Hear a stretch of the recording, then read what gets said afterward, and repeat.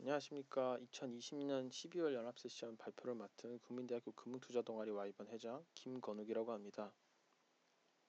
저희 이번 발표는 새로운 생존 키워드인 ESG에 대해서 발표하려고 합니다. 주제를 선정하게 된 이유는 올해 코로나19의 영향에도 불구하고 이러한 글로벌 책임 투자 시장은 순자금이 유입됐고, 그 다음에 수익률도 상대적으로 호조를 보였던 부분이 있었고요. 그 다음에 글로벌에서도 이런 친환경, 책임 투자 등의 자금 유입을 주도하고 있고, 국내에서도 관련 펀드가 주식형 펀드를 중심으로 다양한 유형으로 출시되고 있어서 이러한 환경 투자에 대한 관심을 가지게 되었습니다. 그 다음 앞으로 국내의 뉴딜 정책과 유럽의 그린딜 정책, 미국 바이든의 친환경 정책, 그리고 내년에 열릴 26차 기후변화 협약에 따라서 앞으로 이러한 관심은 지속적으로 증가될 것으로 판단되었고요. 그래서 이러한 책임 투자 펀드와 그린 펀드에 대한 관심을 가지고 ESG 평가 지표를 알아보고자 합니다. 목차 구성은 이렇게 구성되어 있고요. ESG는 무엇인가? ESG는 이제 환경, 사회, 지배 구조를 뜻하는데요. 이런 비재무적인 요소를 고려해서 투자 의사 결정 시 사회 책임 투자 혹은 지속 가능 투자 관점에서 기업의 재무적 요소들과 함께 고려를 합니다.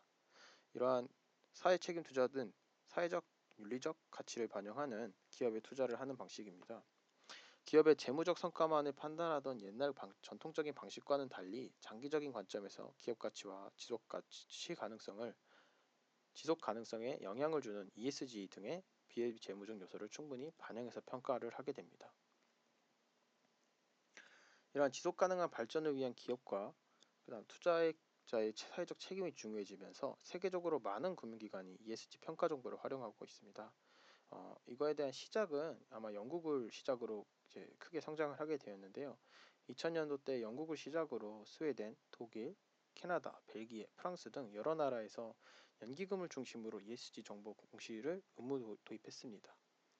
이제 UN 같은 경우도 2006년부터 UN 책임 투자 원칙 UN PRI를 통해서 ESG 이슈를 고려한 사회 책임 투자를 장려하고 있습니다. 이러한 ESG 개념은 기존 CSR과 매우 비슷한데요. 1950년대부터 시작된 CSR의 일부 개념을 확장해 평가가 가능하도록 변형시킨 것에 ESG라고 할 수 있습니다. 그래서 ESG는 환경, 사회, 지배 구조로 나눠지는데, 환경의 경우 기후변화, 온실가스 배출, 자원 고갈, 폐기 및 오염, 삼리 파괴 등을 고려해서 이거에 대한 기업을 평가를 하게 되고요. 사회 같은 경우도 노동 환경, 아동 및 노예 노동이 있는가, 아니면은 노동 압박이 있는가, 토착 사회를 포함한 지역 사회와의 관계, 분쟁 지역, 건강 및 안전, 그다음 노사 관계 및 다양성 등을 고려를 하게 되고요.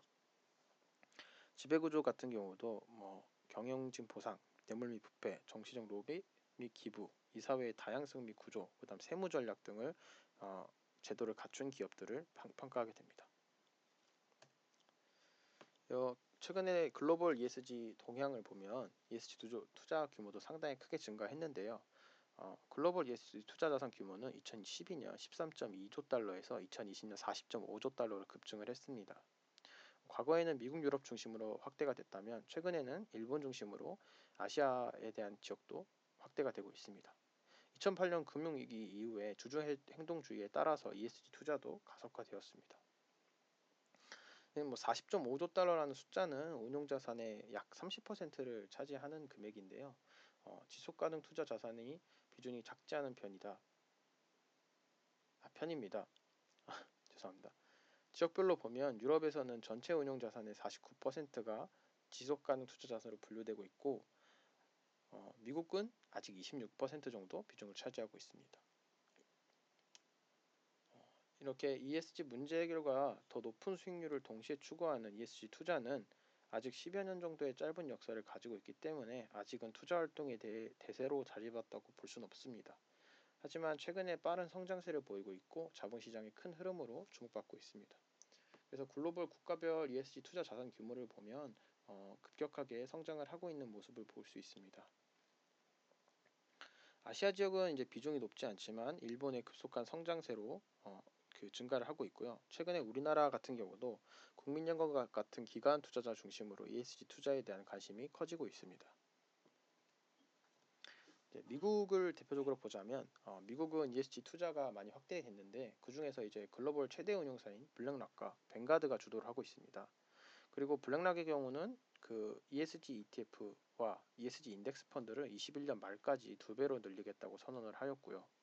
미국 의 경우 이제 코로나19 사태에도 불구하고 1분기 미국 ESG ETF는 약 15조 원이 더 순유입이 되었습니다. 그리고 올 1분기 전체 ESG 펀드의 60%가 S&P 500의 지수를 초과했으며 ESG 펀드의 상당수가 추종하는 MSCI 월드 SRI 지수는 최근 2월에서 4월간 MSCI 월드 지수보다 3% 높은 수익률을 기록을 했습니다. 이러한 ESG 펀드의 높은 수익률은 아무래도 환경에 유한 화석연료의 생산 기업에 대한 투자를 최소화했고 환경오염을 일으키지 않은 IT 기업에 대한 투자를 확대했기 때문에 더 높은 수익률을 기록할 수 있었습니다. 그리고 미국도 동일하게 연기금을 중심으로 투자가 확대가 되고 있고요. 하지만 미국은 ESG를 하기 위해서 정보 공개 제도나 이러한 제도가 아직도 좀 미온적인 태도를 보이고 있어서 아직은 유럽에 비해선 좀 성장이 좀 더디다라고 봐주시면 됩니다. 최근에는 ESG 요소를 가려한 투자 자산도 12년 이후부터는 또 급격한 성장을 보여주고 있고요. 20년 들어서는 자금 순유입도 크게 증가한 것을 또 확인할 수 있습니다. 글로벌 ESG 등장 중에서 유럽은 2008년 이후부터 공적 펀드의 공공성이 부각이 되었고 그 규모가 크게 확대가 되었습니다. 그래서 스웨덴, 노르웨이, 네덜란드 등 연기금 중심으로 책임 투자가 보편화되고 있고요. 유럽도 동일하게 코로나19 사태 발생 후에 유럽 전체 펀드 시장에서 약 202조 원이 이탈했지만 ESG 펀드는 40조 원이 유입이 되었습니다. 그리고 유럽은 ESG 정보 공시에 대한 논의가 계속적으로 이루어지고 있고 특히 영국은 ESG 정보 공시 선진화 작업을 선도적으로 진행을 하고 있습니다. 그렇기 때문에 미국과 달리 제도적 기반의 공시 대조를 의무화시키고 강화시키고 있기 때문에 급성장을 할 수 있는 부분이 있고요. 하지만 이제 아시아의 경우는 ESG 비중이 아직은 좀 미미한 수준이라고 보시면 됩니다. 근데 이제 일본 같은 경우도 이제 공적연금이 UNPRI 서명 이후부터 급격하게 투자 자산을 증가시키고 있습니다. 중국도 신흥국 지수 중에서 중국 A주 편입 비중을 현재 5%에서 20년에 20%까지 확대할 예정이라고 발표하였습니다. 그래서 국정연금과 국민연금 운용자산의 비중을 보면은 이런 식으로 좀 구성이 되어 있습니다. 한국도 2020년에 들어서 ESG 펀드 순자산 규모가 좀 크게 늘었는데요. 2년 전에 1,450억 원에 불과했던 순자산이 3,800억으로 크게 증가를 하였습니다. 이런 국내 ESG 펀드는 하지만 국내 ESG 펀드는 97% 이상이 일반 공모가 아닌 연기금 공제회를 통해 투자가 되고 있고 리테일 펀드의 규모는 아직 미미합니다. 그리고 또 최근 들어서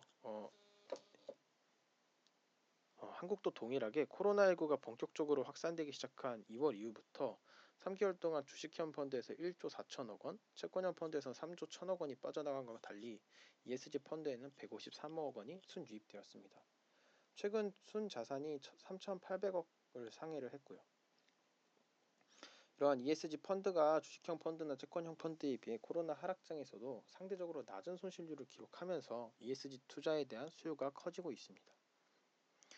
아까 말씀드렸다시 국민연금 중심으로 규모가 확대가 되고 있는데요.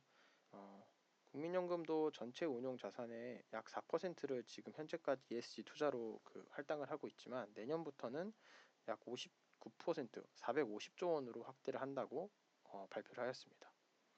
그리고 국내는 ESG 정보 공개가 기업 지배구조, G, 거버넌스를 중심으로 전개가 중이며 각종 규제에 따른 정보 공개 사안이 마련되어 있습니다. 하지만 여러 관점에서 아직 미흡한 수준이고요. 그래서 2017년부터는 다양한 제도를 도입해서 기업 지배 구조 공시를 의무화하고 있습니다. 최근 들어서 이제 사회책임 투자 펀드 수익률과 설정액도 크게 증가한 것을 좀 확인할 수 있습니다. 앞서서 이러한 사회적 책임 투자에 대한 급속도운 성장에 따라서 ESG는 어떤 식으로 평가를 하고 글로벌의 평가 지표와 국내 평가 지표를 좀 확인해 보도록 하겠습니다.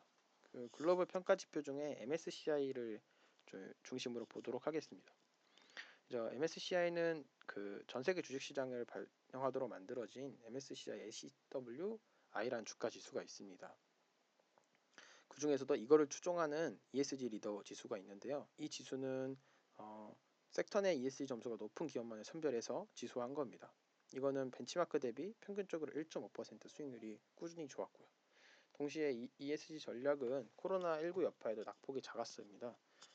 그렇다면 MSCI는 어떻게 ESG를 평가하는가에 대해서 좀 파악해 보도록 하겠습니다.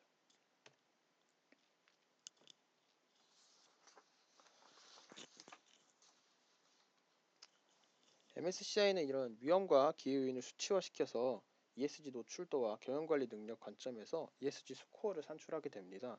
그 다음에 MSCI 글로벌 팀은 1000개 이상의 데이터 포인트에서 37가지 ESG 키 이슈, 환경사회 지배들로 정리를 합니다. 이런 최종적으로 이런 가중평균 계량 점수를 문자 등급으로 변환을 하게 됩니다. 1000개 애초에 이러한 대부분 비재무적 요소이기 때문에 이러한 내용을 데이터로 모아서 수치화시키는 작업이 필요한데요.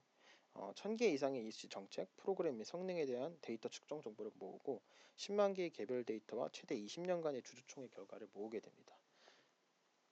이러한 정보의 출처는 주로 정부나 NGO 단체, 회사 공개 자료, 주요 미디어가 됩니다. 일반 기업의 경우 자체 보고는 ESG 정보는 ESG 성과 평가를 하는 데 필요한 전체 정보의 약 50%를 차지하고 나머지는 정부 NGO 미디어에서 수집을 하게 됩니다.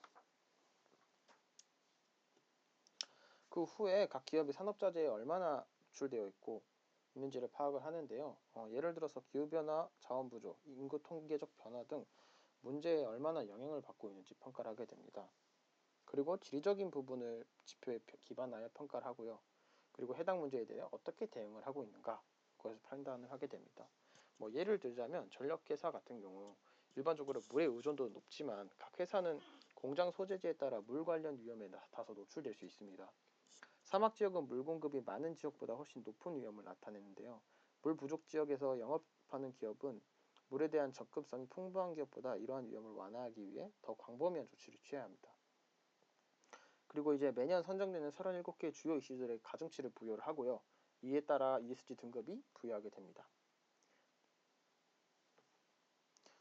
그리고 이제 ESG 전문 연구팀이 각 보고서를 비교하고 세미나를 통해서 주요 사건에 대해 체계적으로 상시적으로 모니터링을 합니다.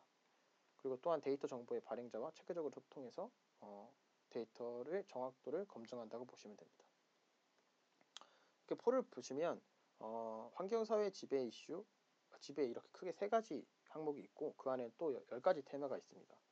또 그 안에서도 37가지의 이슈가 있습니다. 37개 이슈는 각각 환경사회 지배에 반영되며 ESG 등급에 영향을 미칩니다. 각 이슈별로 가중치가 상이한데 매우 양이 많아 다 설명하기는 좀 어렵고요. MSCI 홈페이지에 가면 이슈별로 자세히 나와 있습니다. 그래서 이제 각 이슈에 대해 가중치 설정 방법을 보면 환경사회적 영향에 대한 기여도는 높은지 낮은지에 따라 가중치가 달라지고 리스크 기회의 단기 실현을 위한 기대 기간이 짧은지 긴지에 따라 가중치가 또 달라집니다. 예를 들어서 환경 문제가 있는 기업은 이러한 문제를 얼마나 빨리 해결할 수 있는지에 따라 가중치가 달라진다는 거죠.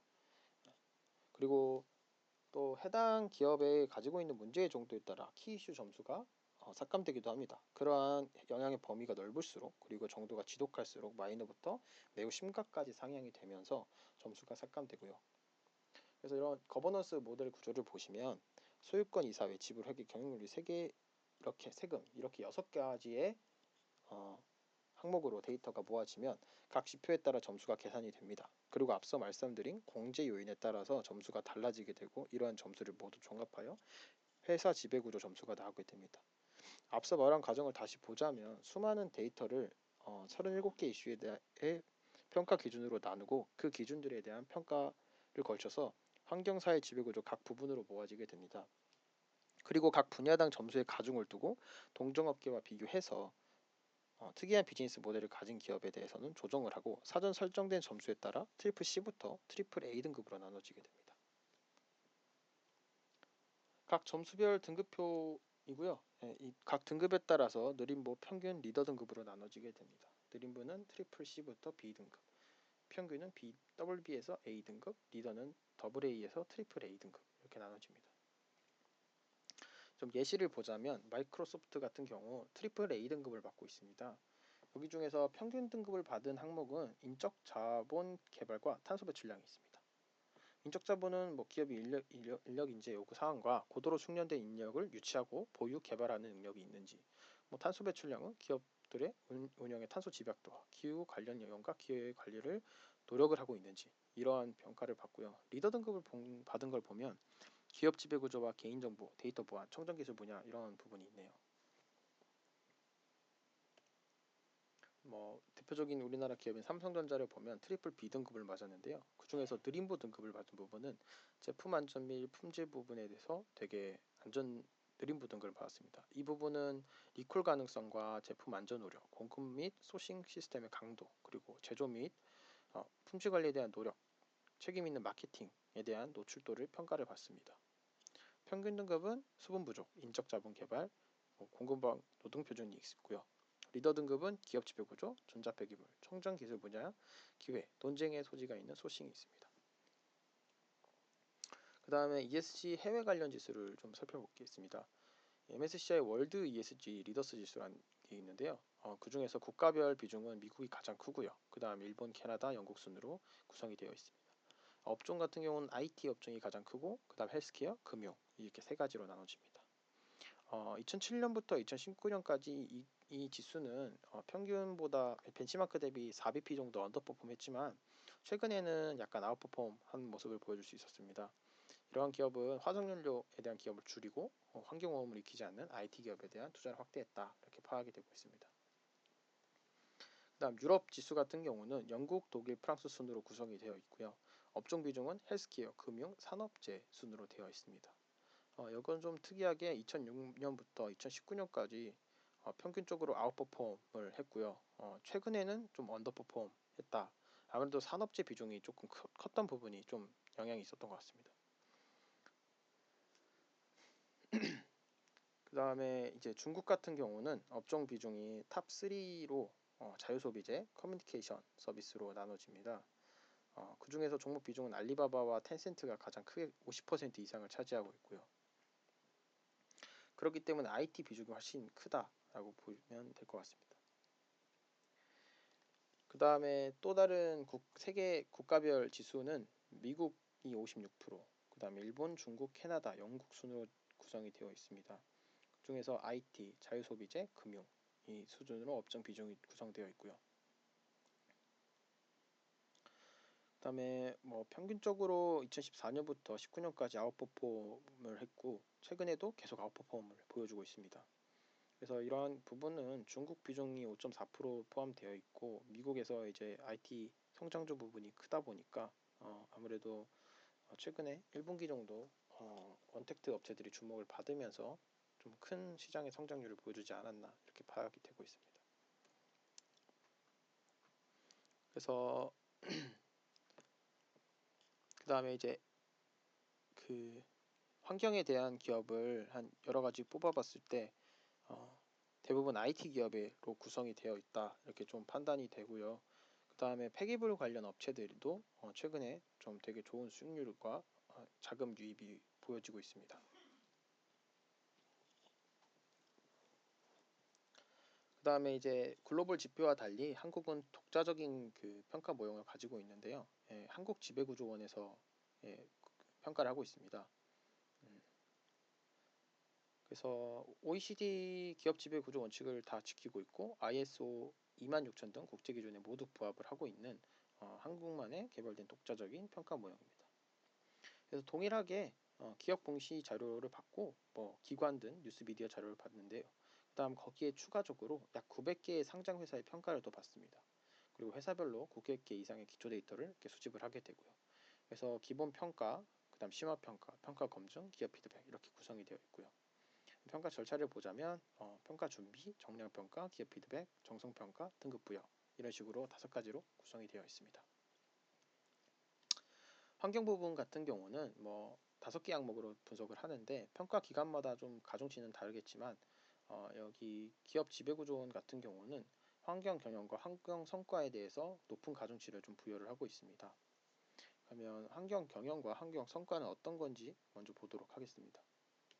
환경 경영은 기업이 사전 예방적 환경 관리 활동을 생산 시스템으로 구축하는지, 친환경 공급망을 통해서 기업 자체의 성과뿐만 아니라 공급 사슬의 환경 역량을 강화하고 환경 사고 및 오염 등에 대한 관리 시스템을 구축하는지에 대해서 평가를 하게 됩니다. 그러니까 환경에 따른 그 경영 프로세스가 어떻게 구성되어 있는지를 판단을 한다면 보시면 될 것 같습니다. 그 다음에 환경 성과 같은 경우도 환경 성과 평가제 구축을 통해서 체계적 관리와 환경 검사를 실시함으로써 기업의 활동에 환경적 영향력 완화를 시키는지를 평가를 하고 주요 배출 보자면 온실가스 배출량, 에너지 사용량, 용수 사용량, 재활용량, 배출량, 재활용량, 폐기물 배출량, 폐기물 재활용량, 그다음 유해화학 물질 배출량 이런 등을 이렇게 좀 판단을 합니다. 그 다음에 사회 같은 경우는 4개 부분으로 나누어서 평가를 하는데요. 그중 근로자 부분에 가장 가중치를 많이 둡니다. 근로자 같은 경우는 기업이 근로자 채용, 안전한 직장을 조성하는지, 근로자 역량 개발과 안정적 노사관계를 통해서 어떤 근로 환경을 제공하는지, 그 근로자 인권 보호를 통해 사회적 책임을 이행하는지를 또 평가하게 됩니다. 그래서 여성 근로자 비중이 얼마나 되는지, 그리고 근로자 평균 근속 연수는 몇 년이 되는지 이런 것도 판단을 한다 보시면 될 것 같습니다. 이거는 시간 계산 넘어가겠습니다. 지배구조 같은 경우도 4개 부분으로 평가를 하는데요.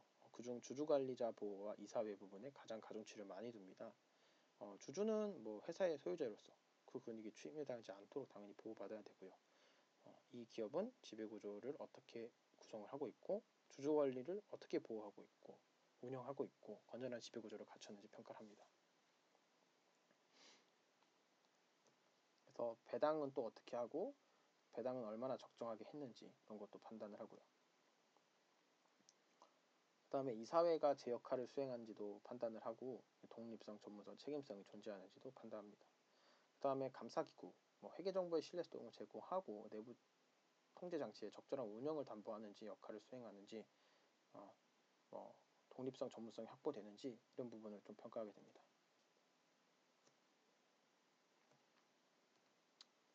그래서 이걸 종합적으로 고려를 하고 그래서 등급을 D등급부터 F 등급으로 나눠집니다. 그래서 이런 부여된 기준을 통해서 ESG 등급에서 B 플러스 이하부터 조별까지 좀 훼손될 수 있다고 봤는데요. 그 이유는 ESG 등급이 50% 이하인 기업에 대해서는 좀 규제가 조금 적용이 되기 때문입니다. 그거는 이제 뒤에 가서 좀 설명드리도록 하겠습니다.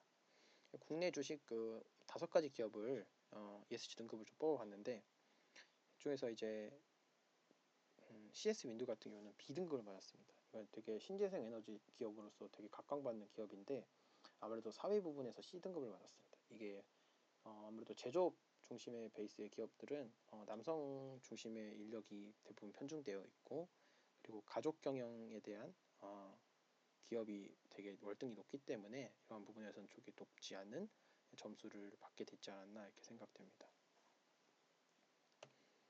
그리고 국내 ESG 관련 지수를 보면 총 6가지 정도가 있는데요.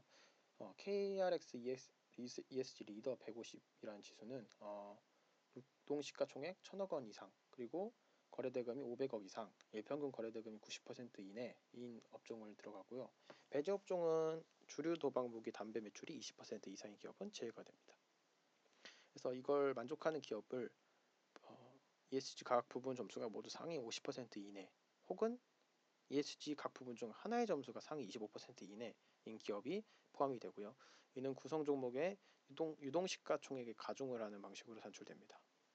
그 다음에 거버넌스, 에코, 사회, 소셜 이렇게 3가지로도 구성이 또 되어 있고요. 그 다음에 코스피 200 ES 지수도 있는데, 이거는 이제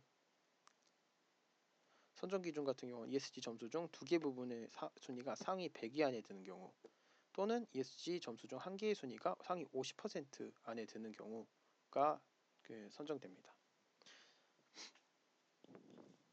그리고 최근에 보면 KRX S&P 탄소 효율 그린 유지 지수가 있는데요. 이거는 2015년, 16년, 17년, 18년, 19년, 20년을 봤을 때 거의 두 개 년도를 제외하고는 다 높은 수익률을 보여줬습니다.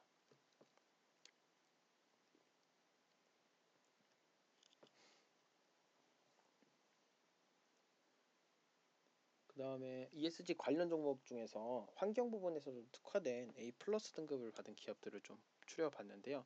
그 중에 효성화학, 효성TLC, 효성첨단소재, 현대건설, 신한제주, 삼성화재, 삼성물산, 두산, SK텔레콤, KB금융 등이 있습니다. 그 부분 중에서는 효성그룹 경우는 환경안전보건위원회를 신설을 해서 체계적으로 운영을 했고, 그린 경영비전 2030을 수립을 했습니다. 그래서 아무래도 환경 부분에서 조금 높은 부분을 받았고요. SK텔레콤과 SK텔레콤은 SK하이닉스 등 계열사들과 함께 이런 풍력과 태양광 재생에너지를 필요한 전력을 100% 조달하겠다 2050년까지라고 이렇게 발표를 했고요. 그래도 이제 KB금융 같은 경우도 2017년 대비 탄소 배출량을 25% 감축하고 현재 약 20조 규모인 ESG 상품을 투자하고 대출을 50조 원까지 확대하겠다. 그리고 탈석탄 금융을 선행하면서 환경에 대해서 되게 높은 등급을 받은 것 같습니다. 그 다음에 좀 더 높은 등급을 받을 수 있다고 저희가 판단한 기업들은 하나솔루션, CS윈드, 한국가스공사 등 이러한 신재생 에너지를 서비스를 비즈니스를 하는 기업들을 좀 구성했고요. 그 다음에 좀 폐기물 업체들을 조금 구성을 해봤습니다. 그 다음에 지배구조에 관련된 종목들 중에서 조금 더 개선 가능성이 있는 기업은 삼성물산, SK, 그다음 현대차그룹, 좀 최근에 지배구조 이슈가 있는 기업들로 조금 구성을 했습니다. 그래서 이런 ESG는 언제부터 각광받기 시작했냐, 이렇게 가속화가 됐냐 보면 올 초에 블랙락에서 ESG 폭탄 선언을 좀 했는데요. 그래서 투자 결정 시 이런 ESG 기준을 삼겠다 이렇게 선언을 했고, 이런 블랙록 선언 이후에 기업에서 ESG 개선을 요구하는 목소들이 눈에 띄게 증가를 했습니다. 최근에 뉴스만 봐도 어떤 기업에서 ESG 위원회를 설립했다, 앞으로 몇 년까지 탄소 배출 제로를 선언했다, 이런 규소를 되게 많이 볼 수 있습니다. 그리고 이제 한국전력이 이제 ESG에 좀 타격을 받았었는데, 중국, 인도네시아, 베트남 석탄 발전소 프로젝트에 연관되었다는 이유로 네덜란드 공적연금은 투자를 회수했고요. 블랙록 같은 경우도 한전에 그 석탄 산업의 명확성에 대한 전략적 근거를 제시해라 이렇게 요청을 했고, 안 그러면 자금 회수를 하겠다라고 요청을 했습니다. 그래서 이러한 블랙록과 같은 기후 대응 100플러스라는 518개 투자사로 구성이 되어 있는 모임이 있는데요. 이들은 그 2050년 이전까지 자기들이 투자하는 회사의 온실가스 배출을 줄이고 탄소 순배출량을 0에 맞출 거라고 요구를 했습니다. 이들이 운영하는 자산은 5경 5천조 원에 달하게 되죠. 그리고 이사회 성비도 되게 중요한 쟁점인데요. 블랙록 같은 경우는 이사회 중 여성이 2명 미만이면 투자하지 않겠다라는 원칙을 내세웠고요. 그래서 앞으로 이런 ESG들은 기업들의 성패와 그 다음 기업들의 이익에 따라 많이 달라질 수 있을 겁니다. 그래서 기업들은 ESG를 개선하기 위해서 지금 최근 들어서 많이 변화하고 있는 모습을 보여주고 있고요. 그리고 한전과 더불어서 KT&D도 이제 ESG 타격을 받았었는데, 노르웨이 국부펀드의 블랙리스트에 오르게 됐습니다. 아무래도 담배를 영업을 하는 회사다 보니까 이 이슈는 벗어나지 못하는 부분 중에 하나일 것 같아요. 그래서 아무래도 비즈니스 모델을 조금 다변화시키지 않는 이상은 조금 어렵다 이렇게 보고 있습니다. 이런 대표적으로 연기금들의 규제에 대한 이슈입니다. 아무래도 인권과 노동 이러한 부분이 예민하고요. 그 다음에 방산업체 등, 그리고 담배, 그리고 술을 제조하는 기업들, 이런 기업들도 포함이 되고 있습니다. 그다음에 국민연금도 올해 크게 발표를 했는데 2년 내에 자산의 50%를 ESG에 투자를 하겠다고 발표를 했습니다. 그래서 자산금융 고려 방식을 보자면 D등급 경우 BM 벤치마크 비중 이상으로 편입을 불가하게 만들고요. 그래서 이런 국민연금 같은 경우는 연기금 세계 규모 3위 안에 드는 연금이기 때문에 되게 큰 규모입니다. 737조 원에서 약 50%로 증가하겠다고 발표를 했으면 3,400조 원 정도를 그렇게 구성을 하겠다고 발표를 했고요. 그래서 앞으로 국내 기업들 같은 경우도 ESG에 대한 요구사항이 점점 더 커질 것으로 보여집니다. 그래서 이제 보자면 그 글로벌 ESG 자산은 40.5조 달러로 돌파했고 16년, 18년 사이에 34%라는 급성장을 했습니다. 그리고 투자 대상 기업을 고려하는 UNPRI를 보면 서명기관 같은 경우도 지속적으로 증가했습니다. 그러니까 운용사가 서명기관이라고 보시면 되는데 그 기관이 3천 곳을 넘어섰고 그 다음에 그 금액만 봐도 100조 달러가 넘어섰습니다. 그래서 개인들 같은 경우도 사실 투자 트렌드가 조금 변화되고 있고요. 일본 같은 경우는 유럽과 미국 기관은 환경에 중점을 두고 일본은 거버넌스에 중점을 두고 있습니다. 국내도 동일하게 거버넌스에 중점을 두고 지금 ESG 투자 비중을 확대하고 있죠. 그래서 좀 간단하게 저희가 투자 전략을 세워봤는데 아무래도 환경과 거버넌스에 좀 초점을 맞춰서 투자 전략을 세웠습니다. 환경 같은 경우는 아무래도 온실가스 배출량 중에서 매출액을 나눈 온실가스 배출 원단위 감소폭이 가장 큰 기업을 주목을 했고 그 중에서 시총 5천억 원 이상 온실가스 감소 상위 10개 기업을 추렸을 때 신세계, LG전자, KCC, 한온시스템 이러한 기업들이 구성이 되었습니다. 그래서 이런 기업들이 앞으로 더 좋은 수익률과 좀 더 그러니까 리스크가 조금 더 덜하다고 볼 수 있는 거죠. 앞으로 그러한 규제에 대해서 조금 더 자유로운 기업이다 이렇게 볼 수 있고 ESG 등급도 더 높게 평가받기 때문에 그러한 자금 유입도 더 수월할 수 있다 이렇게 판단이 되고요. 그다음에 지배구조 같은 경우도 한국은 이머징 국가 대비 이제 그 S와 거버넌스에 되게 열의를 띠고 있는데 이게 한국의 코리아 디스카운트의 주 요인입니다. 아무래도 한국은 가족 경영 비율이 되게 높고 여성 임원수가 되게 낮은 점이 부정적이고요. 그리고 제조업 중심이기 때문에 그 근무 인력 남성 비중이 가장 크기 때문에 아무래도 그 부분이 조금 낮다 이렇게 보시면 되고요. 그래서 향후 기업 지배 구조를 중시하는 이제 외국인 투자자들이 이런 그에 따른 기업 지배 구조의 중요성을 더욱 더 강조시킬 거고 그거에 대해서 취약한 기업들은 도태될 수밖에 없다 이렇게 볼 수 있습니다. 그래서 이런 가버넌스 이제 아이디어를 보면 이제 배당을 많이 보게 됩니다. 이게 지배 구조 개선이 얼마나 보이고 있는지를 배당 여부를 좀 보고 판단을 할 수 있는데 중간 분기 배당을 실시하는 기업은 거버넌스 평가가 되게 높은 영향을 끼치고요. 그리고 현금 배당을 늘리는 기업들의 특징은 외국인 투자자 지분이 상대적으로 높습니다. 2019년 기준 중간 분기 배당을 실시한 기업은 58개사 정도가 있고 그중 시총 1조 원 이상인 기업은 외인 지분이 20% 이상 그리고 분기 배당 그룹사 기업들은 삼성전자, 현대차, 한온시스템, 현대모비스, SK, SK텔레콤, SK이노베이션, 두산박기 등으로 구성이 됐습니다. 그래서 아무래도 배당 성향이 크고 배당 수익률도 높고 그런 기업들이 좀 더 거버넌스 평가가 되게 높았고요. 그리고 외국인 투자 지분율도 점점 크게 늘어나고 있습니다. 아무래도 외국인들 같은 경우도 이제 저희 국내도 스튜어드십 코드가 도입이 되면서 이제 주주 구성원들이 그 주주 환원 정책에 대해서 강한 목소리를 강하게 내세우면서 이제 외국인 지분율이 높은 기업들이 배당 성향을 늘리는 추세가 보여지고 있고요. 그리고 올해도 그렇지만 배당을 크게 늘린 기업들이 되게 많았습니다.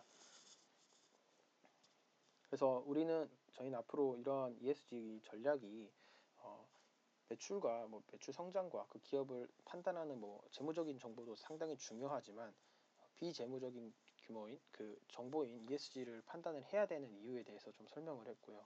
그리고 그 ESG는 어떤 식으로 평가가 되고 어디서 파악을 할 수 있는지에 대해서 조금 이야기를 해보고자 했습니다.